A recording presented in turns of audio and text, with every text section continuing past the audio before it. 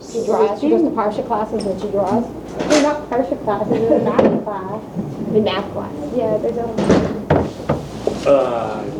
She draws the picture. Okay. לעילוי נשמת. קפל טוב בן גיטל. רפואה שלמה לדוד בן שרה ורפואה שלמה לדוד בן שרה יפה. And כל עמך מישראל. So with that, we're starting to get into a very interesting Parashat Shelach Lecha. And the big question that we ask every year is, what is the essence of the sin here? What is the sin of the spies that they came back with a negative report? So and every year we add another reason, right? There's so many reasons we could give here, but there's we can explain the sin based on the Gemara, because if on the face of it looks like it's not a big sin, because they were asked to give the story, to tell us the story, what happened, how is the land? Is it a good land, a bad land? Is it good people, bad people? And they're coming and they basically sharing what they experienced, what they saw in the land. So why is it considered a big sin, the sin of the spies? So the story about Alexander Mogdon, right? That's the word you say, Alexander Mogdon, okay? That he went and to visit, he went to ask the people of the Negev. He asked, I want to go to Africa, a place called Africa. Okay? So they said, you cannot go there. Why? Because there is Harei HaChoshech. There's mountains of darkness that is blocking you from going there. So there's no point to go there. So he said, I didn't ask you if I should go. I asked you how to get there. There's a difference between im or ich. If to go or how to go. There's a profound distinction between those two concepts, two things. And he said, okay, so they told him, you know what, if you're asking how to get there, so they gave him some guidance and directions how to get to that place. That's the story that the Gemara tells us. Now what's the message from this story? And the second question, how is it that suddenly they know how to get there? If initially they said, you cannot get there because there's mountains separating Harei HaChoshech. Suddenly, when they insist and say, no, I want to go there, so suddenly they know how to tell him how to get there. That's the second question we have on the story. So the answer that we learn from the story is that sometimes in life we see things that are impossible. Okay? And a person needs to ask himself, like Alexander Mogdon, not the question is if, but the question should be how. How to get there. And only when the people of the Negev saw that he is insisting, he wants to go there, and he will not give up, and then they said, okay, you know what? That's the way to get there. So the same thing will apply with this story, with the story of the Meraglim. Akash Baruch Hu is telling the spies, the people, this land is a very wonderful place. You can go there. So the question, of course, should be not if, but how. Once Hashem promised you that this is a good place to go, Eretz Zavat Chalav Udvash, along with milk and honey, a wonderful place to live, right? You have everything you want. If there's a Dead Sea, and if there's the Hermon, everything you have in Eretz Yisrael. A beautiful place, Yerushalayim, and so on. So the question should be not if it's a good place, but how to get there. And instead of that, they came back with this negative report saying, Lo nuchal la'alot et ha'am ki chazaku mimeno. He said, we argue with the Kadosh Baruch Hu, so to speak. Hashem is saying, you cannot go there. You could go there. You should go there. But we are saying you cannot. So and that's the beginning of the mistake. And if you look at the words, the pasuk, it says,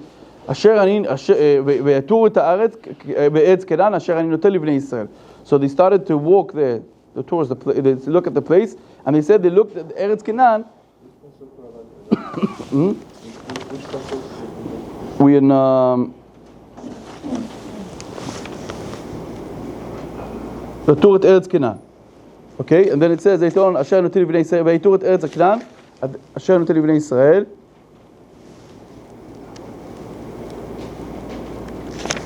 It's the continuation.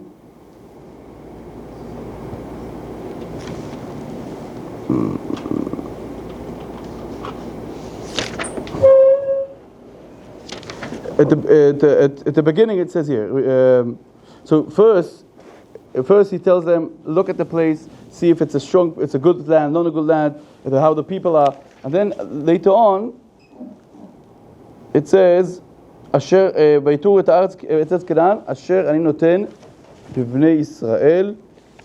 It's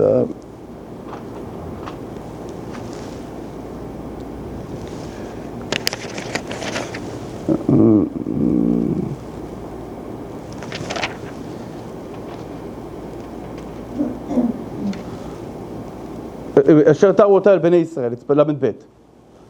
לתור אותה, כן, yeah. So it says that the land that he's giving to Am Yisrael. So why does it say giving to Am Yisrael? He says this is a good place. There's a place to go. So it's not how to go, but it's not if to go or if not to go, but it's how to get there. Okay, and that's what we learn from the story of Alexander Mukdon. But not only that, we learn that they did also the opposite. Okay. They did everything the opposite, because it says in Pasuk Yud Gimel Perek Yud Gimel Pasuk Kafchet, כי אז העם היושב בארץ והערים בצורות גדולות מאוד. Okay, so they basically saying we cannot defeat those enemies because there's walls around them. And what did Moshe Rabbeinu tell them at the beginning? If you look at the beginning, it says.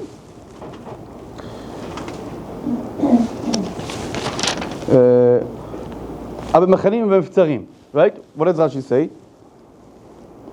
It says that if is it with a wall or without the wall? What's the difference? If it's with a wall, then it means that those people have some fear, right?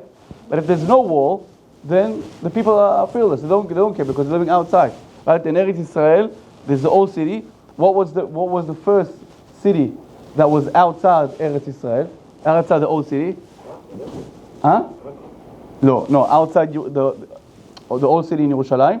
Outside the old city of Yerushalayim, there was a place called Neve Sha'ananim or something Sha'ananim. That was the one that was settled in like the 19th century. Right. Why did they call it Sha'ananim? Sha'ananim in Hebrew is like Sha'anan, doesn't care. Oh, because they weren't. They weren't scared from the enemies. Right. That's called Sha'anan. So you see, the first place that was built, Moshe Montefiore, the first place that was built outside the old city was called Neve Sha'ananim, showing that, oh, you don't care about the enemy. So that's a good sign. But they...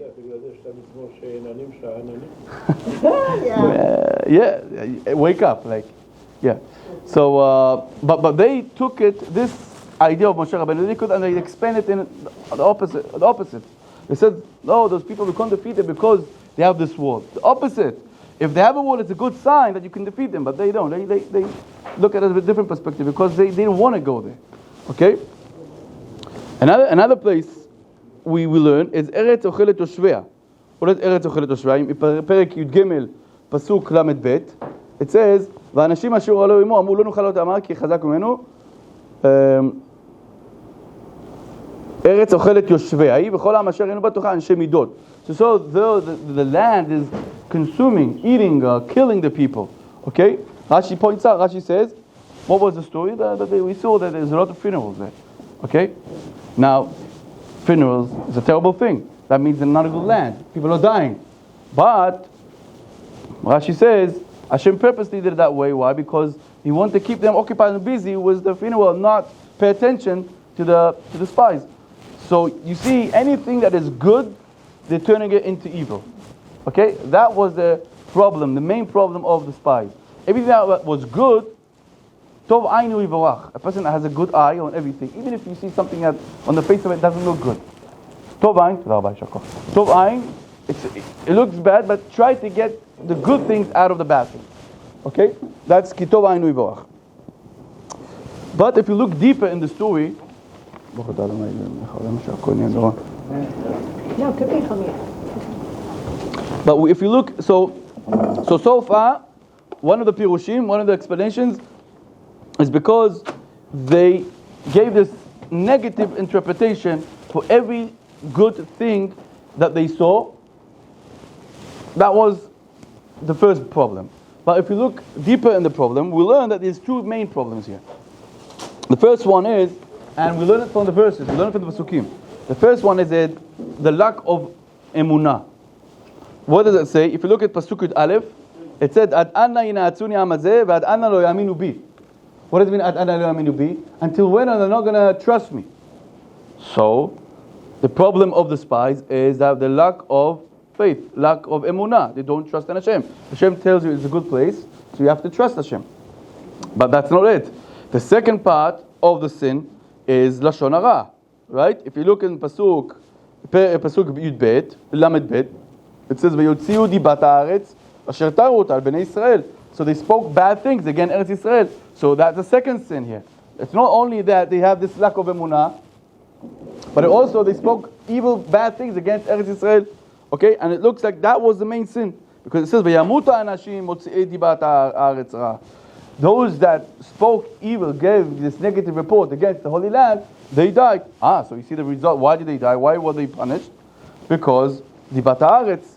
So it looks like there's two crimes, two sins. The first one is the lack of emunah. The second one is dibat Eretz Yisrael, that is speaking against Eretz Yisrael. And if we look in Tehillim also mentions those two sins. In Tehillim, Perek Kavav, Pasuk Kavdaled, it says, "Vaymasu be'eretz chemda." So what is Vaymasu? They felt that it's Vaymas is disgusting. It's Vaymasu be'eretz chemda. Eretz chemda, it's the precious land, the holy land. Vaymasu, they don't want it. Lo yiminu ledvaro. And then the second thing is they didn't trust in Hashem.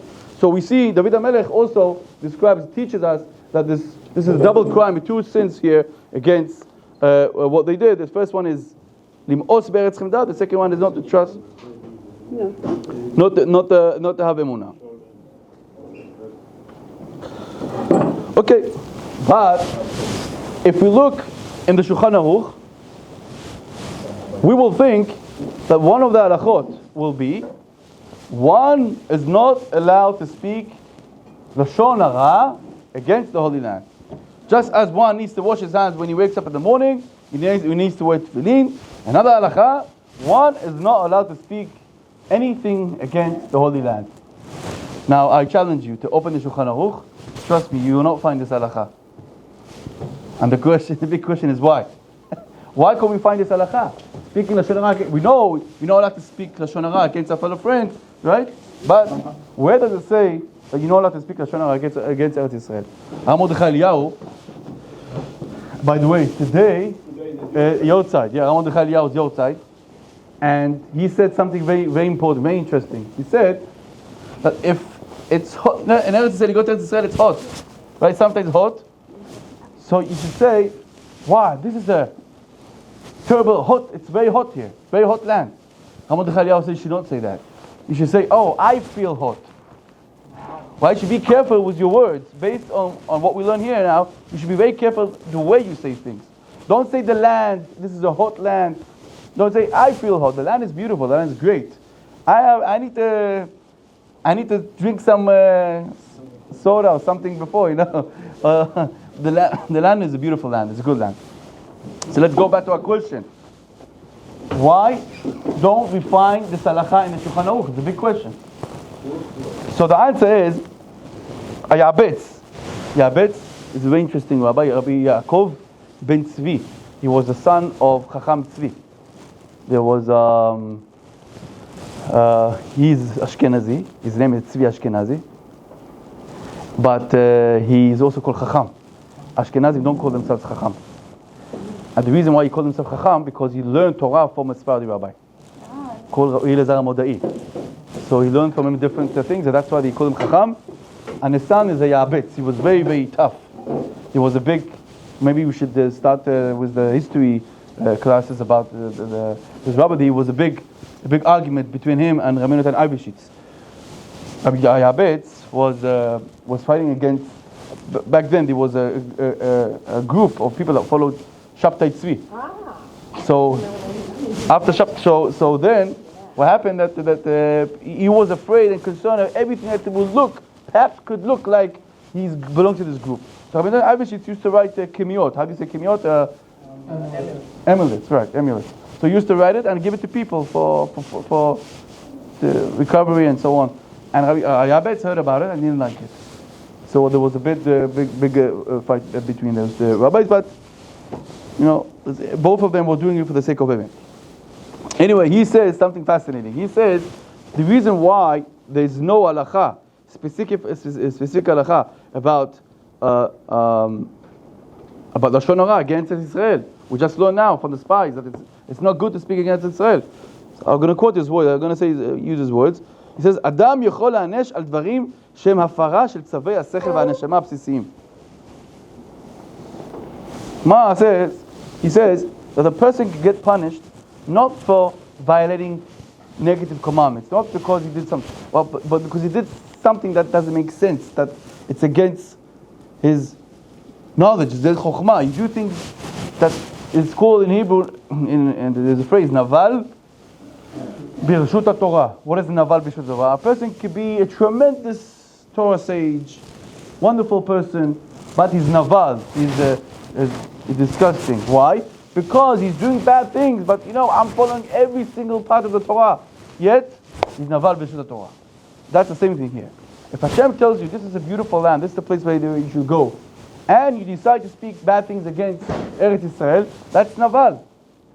Yeah, maybe there's no commandment that tells you not to speak against Eretz Israel, but if Hashem tells you such a thing, and this is one of the examples that we should always use our common sense, sechel, chokhmah. It's true that each one has different common sense, but if it comes from HaKadosh Baruch Hu, spiritual command, it's from Hashem. Hashem, Hashem is telling you this is a beautiful land. So close your eyes and trust in Hashem, and that. What? Free Torah. That's it. That's a different. Yeah. I want to. Do we have time? 10 minutes. Oh, okay. We have good. So we have another part here. Shelach lecha anashim. Shelach lecha anashim. So 1 second. So far, we explained that there's 2 sins here. What's the first sin, Yitzchak? Dibat haaretz, speaking against Israel. And the second sin, Lakev emunah. That's the 2 big things of this part. Okay. Then it says at the beginning, Shelach lecha anashim. You should send people. Okay? Why does it say lecha, for you? Okay? For you. Rashi says, Shlach lecha ledaatcha. For your sake. Ani mitzvah lecha. I'm not asking you to send. I don't want you to send. If you want to send, you should intertzeh, shlach, Rashi says. If you want, you can send. Okay? That's a famous pirush. But I want to share something beautiful from the Kli Yakar, and I'm sure the ladies here will love it. I think I already knows it from last year.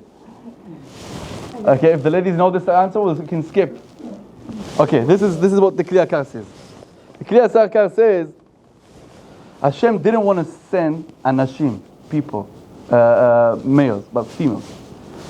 Says if you want to send anashim, I'm arguing with you. I'm telling you, please send women, not men, women.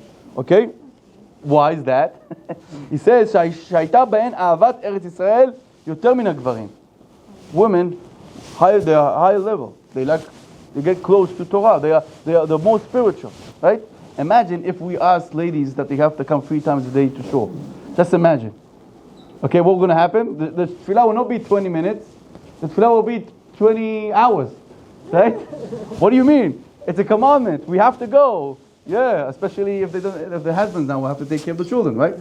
Because they're very, very spiritual. That's why. That's the idea behind mitzvot aseh shazman grama. That's the idea behind mitzvot are controlled by the time, and women are not obligated to fulfill. Why is that? Because if they will do that, they will spend all day in shul, right? Now they don't have to pray. But when they pray, they pray like that. They pray. They really feel connected. Okay? They're very emotional. So Hashem is telling him, look, this is a very sensitive thing. I don't think it's a good idea to send people, men. You should send women. Moshe Rabbeinu did not listen. But he thought, they're great people. Anashim. What does it mean, anashim? Anashim are great people, right? So that's what you should do. Anyway, that was the mistake, and that's from the Kriya Kar. I wouldn't say it if the Kriya Kar wouldn't say, but it's a beautiful thing here that that the Kriya Kar is saying here. Then we learn that Moshe Rabbeinu prayed for Yoshua and not for Caleb. Okay, why? It says that he add a yud to his name. Okay, and he told him, Hashem will help you from the advice, from the advice of the other spies, and that's why he adds another letter to his name. Now the question is, why? Why is it that he add only for Yeshua? What about the rest of them? What about Caleb? So the answer, one of the answers, Yonatan ben Uziel says, he has the Aramaic translation on the Chumash. He says that Yeshua ben Nun had a problem. What was the problem? The problem was that he was too humble. Okay, in using his words, Moshe anvatunute kara Moshe leYoshua ben Nun Yoshua. He says because he saw that he's extremely humble, ridiculously humble, very humble, he called him Yoshua. Why? Because when a person is humble, he doesn't want to express his ideas or to argue. He's a humble person. It's okay, let them argue. If they all say the same thing, let me join the club. Right? Let me join them. So that was a good thing that Yoshua ben Nun had, but at the same time, it could cause some problems because he could join those people because he's humble. Okay? And that's why Moshe Rabbeinu, and that's Reb Chaim Kanevsky in his book Tamad Ekra, says that's why Moshe Rabbeinu begged and asked for help, special help, specifically for Yeshua ben Nun. Another answer, Yeshua ben Nun was Moshe Rabbeinu's student. Imagine if he would join them. That would be a terrible, terrible thing against his rabbi. Who was his rabbi? Moshe Rabbeinu. Okay? So that's why he had this special tefillah. I said, I'm sure he prayed for all of them. Imagine. It's not like just you only prayed for one. He prayed for everyone. Moshe Rabbeinu, he's the leader of Am Yisrael. He wants the good for everyone. But he had a special prayer for Yoshua ben Nun. And that's why the Pasuk is mentioning him. Why is that? Because he was his student. It makes sense, right? If he would commit this terrible sin by bringing this negative report, then God forbid, then what's going to happen is everyone will say, that's the Mishnah says, look at the students, look at the way he's behaving, it really affects him, okay? But there is a different pirush, quite the opposite. The opposite, and what was the opposite? Is no, because he is humble.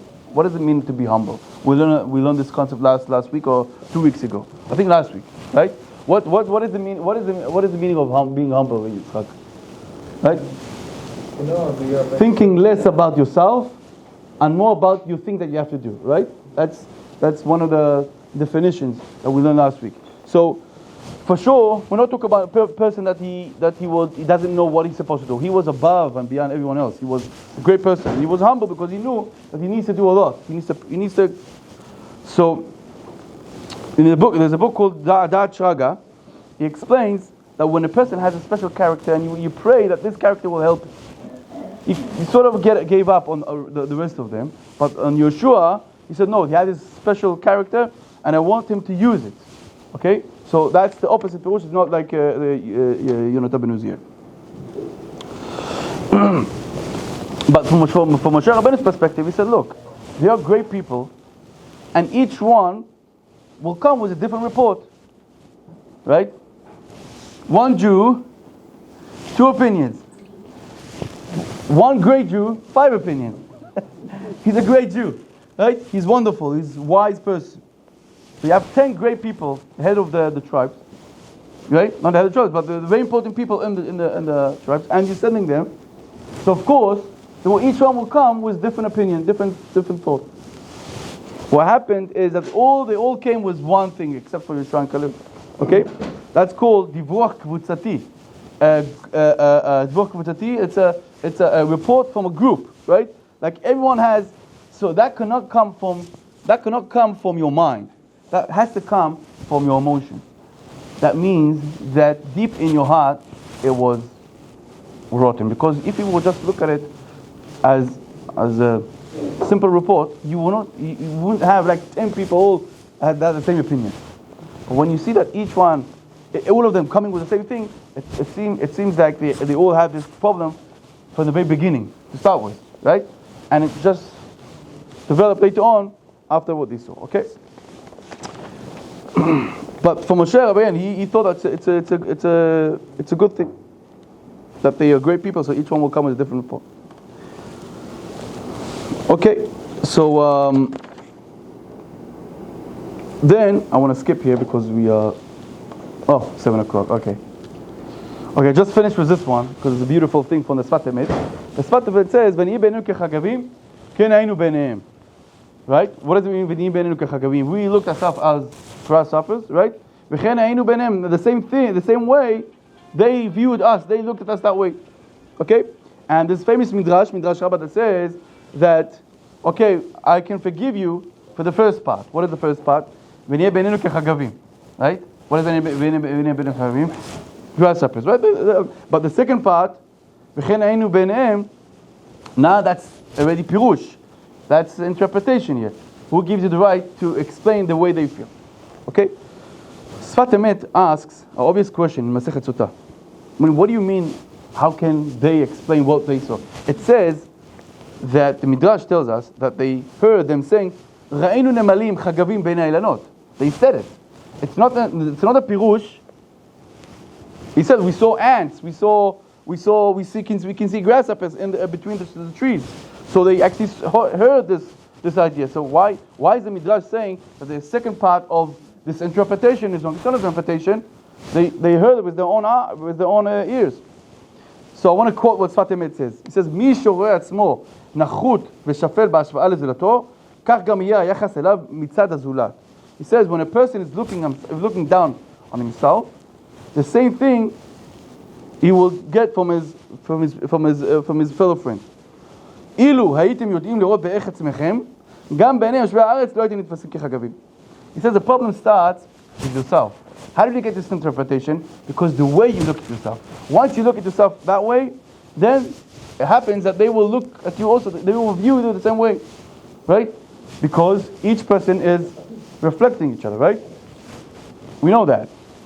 If you behave a certain way, the other person can feel the weakness. Of course, the interpretation will be a bad one. Why? Because you start this behavior. So Sfat Emet teaching a very fundamental thing here. That when you start something, it will affect and will reflect others, and they will look at you a different way. And now we don't care the way other people look at you, but we do care about the way you feel. And if you on a mission, and here you're doing the right thing, and Hashem is telling you to go to Holy Land, and you feel, you cannot do anything. I'm like an ant between the trees, and of course, his interpretation will be the same. Okay, his way of looking will be the same, and that was the sin. Sfat Emet says that was a sin. The way that you look at yourself. Let's go into